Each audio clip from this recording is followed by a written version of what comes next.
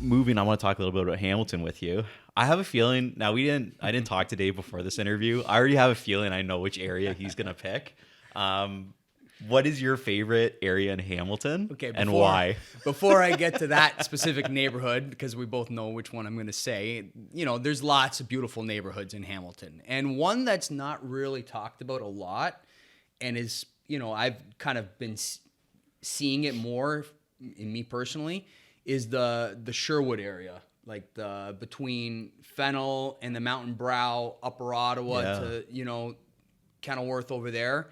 I don't know. I've been, I don't know, maybe I'm getting older and I kind of like the more mature homes, right?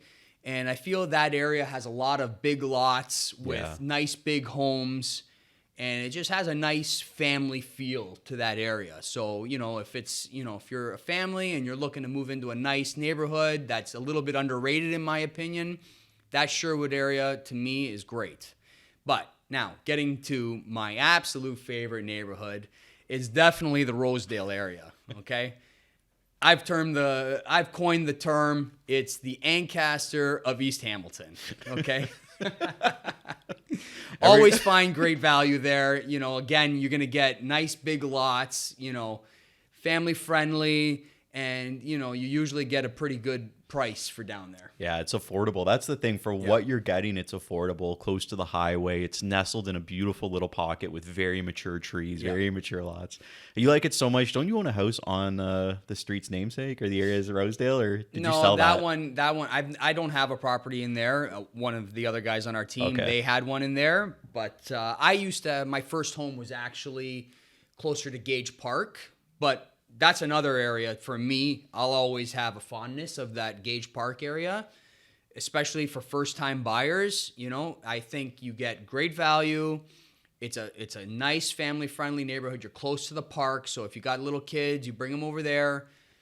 Nice houses, got that old world charm still. Yeah, definitely a fan favorite for me. That area always reminds me of I don't know if anybody here watches those or you watch those Hallmark movies. Yeah. It reminds you of those Hallmark movies with that style of home, beautiful during Christmas and stuff. So, and especially when you consider to me that area and the Aberdeen area, right? You basically got the same type of homes, right? But you're paying $300K less to be there rather than there. So for me, I even when I lived there, I always thought to myself why am I get it, you're close to the university and stuff like that, so I get it, but for me, I'd rather save the $300K, be over there, and you get the same type of property and still a great neighborhood. Yeah, I actually heard a story about this. I'm going to share quickly just from a client that lives in that area on Prospect, which I guess is closer to the St. Clair area, but still that same neighborhood. It's in the general. Apparently, they were saying those homes there are beautiful and they match the Aberdeen area. The reason is, I guess, apparently if you weren't Protestant or something back in the day, you couldn't buy on the West Hamilton. Really? Or so it was frowned upon. So you had a bunch of wealthy people that weren't, that kind of resented it. So they built homes that sort of matched the homes in that area, but they'd always add an extra room, like an extra living room or an extra bedroom or something, just to show, we couldn't live there, but look at our house, right?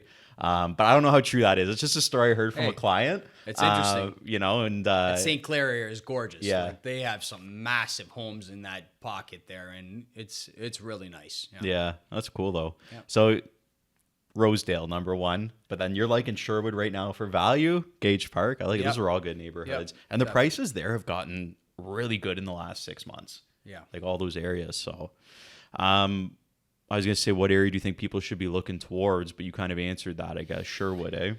Well, again, there's different areas for different needs, right? I mean, let's just focus right now on, say, first-time buyers.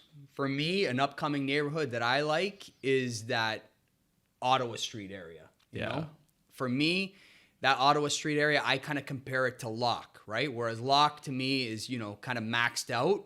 But if you want to kind of that same vibe where you got some, trendy restaurants, some cool coffee shops, walkability between Ottawa to Kenilworth, between Maine, even down towards Barton in that pocket, I'm still good with, right? You just got to be a little bit more careful when you get towards Barton. But in that pocket, I think you got some, good opportunity to build some equity. And, if you're looking for that type of lifestyle, for me, that's a great area for people to go. Yeah. And it always surprises me how undervalued that area is. I feel like we've been talking about that Crown Point area for years and years and years.